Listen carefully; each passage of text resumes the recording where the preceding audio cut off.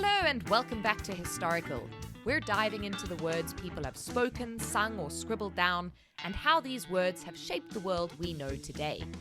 If you're in any way superstitious, Roman, or considering becoming a dictator, you might want to grab your lucky charms and lock your doors, because in this episode, we're heading into the Ides of March.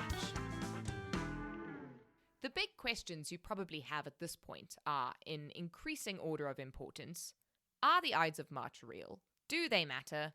And should you be worried about them? To which I would answer, sort of, no, and only if you've recently dissected an animal that looked a bit funny inside. The phrase the Ides of March, like most things in this story, is famous because Shakespeare made it famous. But it is real in the sense that, as we all know, the 15th of March comes around every year, come hell or high water. Actually, at some point, our water will probably get so high that it will stop coming around, but that's a conversation for a whole other day. A very long time ago, calends, nones, and ides were terms used to describe particular times of the month in relation to what the moon was doing on that day. Fortunately, for the ancient world, the moon is generally pretty reliable. It arrives when it says it will, and it leaves on time, which is probably why some cultures thought it was a goddess. That's unrelated, so we'll move swiftly on.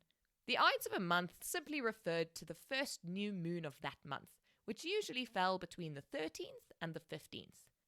So why the bad rep? Well, Shakespeare's soothsayer delivered the classic "Beware the Ides of March," which, frankly, is a bit of a downer. Also, we know how a lot of people feel about their school Shakespeare and everything that reminds them of it. And then there's also the trifling matter of it actually being the day that Julius Caesar was brutally stabbed to death 23 times by a group of 60 of his nearest and dearest, which was probably a bit of a downer for him as well. The story that most people know, and feel free to let your mind wander if you're one of them, is that Julius is in charge of Rome, but Rome is very democratic, assuming that you're a rich, educated male. So Rome is slightly democratic, and they're very proud of their republic. So when everybody starts treating Caesar like a god, a few folks get their noses out of joint.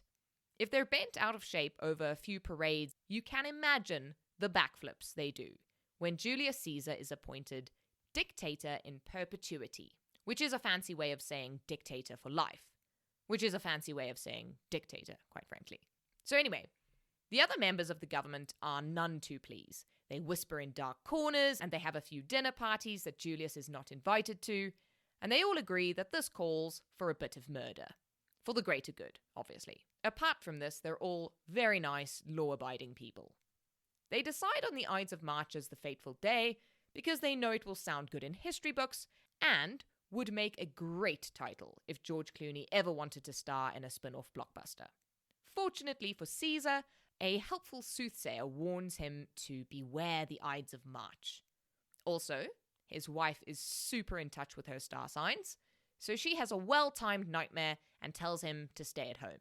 Unfortunately for Caesar, he's really got his heart set on being the best dictator ever. He's due for a session at the Senate, and he knows it just won't happen properly if he sends an intern. He ignores his wife, not for the first time, and tootles off to work. The conspirators meet up with him, yank him by the toga, and stab him 23 times. Hate it when that happens.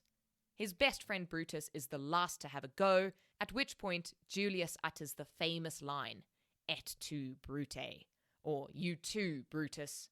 And then he dies, and everyone except the conspirators is very sad. At least until the Roman people turn on them and break into civil war, at which point one assumes they became very sad too. Or very dead. Now the next question is, how much of this is actually true? Because if we're being honest, it mostly sounds like the synopsis of a really good play. And the answer might surprise you because most of this did happen. Julius Caesar was considered to be a very talented orator and statesman, but he is also considered to be an excellent author and historian. A lot of details about his life come from his own accounts of his military campaigns. So, obviously, they're super objective and not at all biased. But there are other sources as well. Cicero, one of Caesar's contemporaries, left behind a trove of letters and speeches, and the historians Plutarch and Suetonius wrote very comprehensive biographies of Caesar. Of course, these were written after Caesar's death, so there's information that may be incorrect or missing, but this is where the balancing act of history kicks in.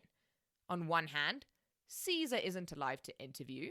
On the other hand, he isn't there to cut your head off if you write something he doesn't like. Now, don't throw things at me for saying this, because I love the bard as much as the next man. But I think we can all agree that Shakespeare pinched and borrowed phrases and words and a couple of ideas from all over the place.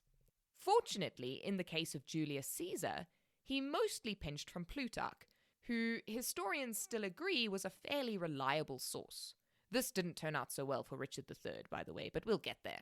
But there are still a few bits and bobs that we've absorbed as true, which Shakespeare completely invented. And no judgments here, the man was a playwright, not a biographer, and creepy soothsayers and clairvoyant wives are great drama. Way more interesting than an old man running political calculations with red marbles, green marbles, and an abacus, and working out that Caesar isn't too hot with the aristocracy right now. Also, the man really, really liked a good rhyme, so that's worth twisting the truth a little bit to achieve. So which bits are true and which are a bit fudged? Well, for one thing, it wasn't a soothsayer who warned Caesar to beware the Ides of March. It was the haruspex, Spurina. And he was being smart, but he wasn't being supernatural.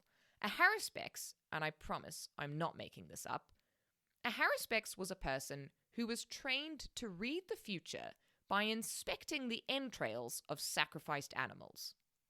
The story goes that Caesar sacrificed a bull around the 15th of February, and upon close examination, Spurina discovered that the bull had no heart, which obviously did not bode well for our friendly neighborhood dictator, nor presumably for the bull. But this is less a sign of a good haruspex and more the sign of a really, really bad vet. In reality, Spurina would have been well respected due to his job and would have hobnobbed with the Roman elite.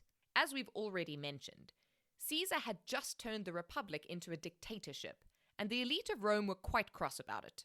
So most of the haruspex's divination would have been more about reading the room than reading the organs. It was also common knowledge that Caesar was about to leave town on a military campaign, and would have been gone for at least a couple of years.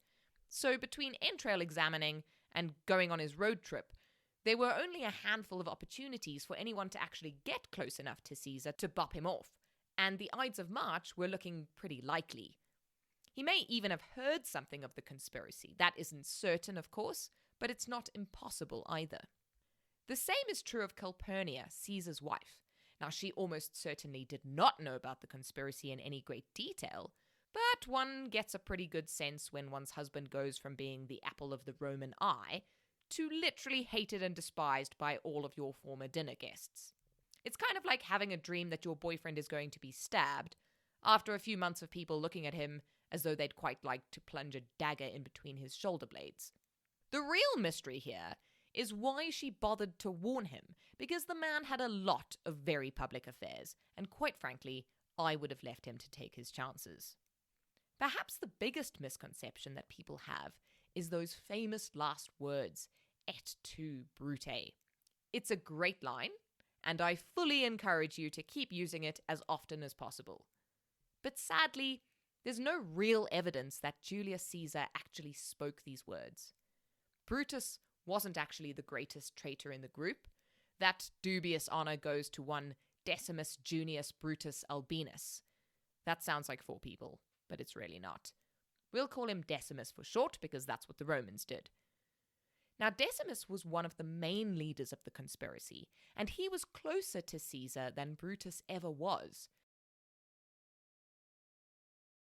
Several sources have Julius Caesar saying something along the lines of, "But this is violence," at the beginning of the attack. He was very observant. Nothing got past him. But Julius Caesar's last words are hotly contested. Plutarch says that he didn't say anything, while Suetonius reports that he said something like, "You too, child," when he saw Brutus. This would make sense. Brutus was the son of one of Caesar's favorite mistresses, although probably not Caesar's son as well. One interpretation of "you too, child" that I'm personally very fond of although I admit it's never been confirmed, is understanding the words as a curse or a warning. The Romans had become so fond of the Greek sentence, "You too, my son, will have a bite of power," that they'd actually turned it into a proverb.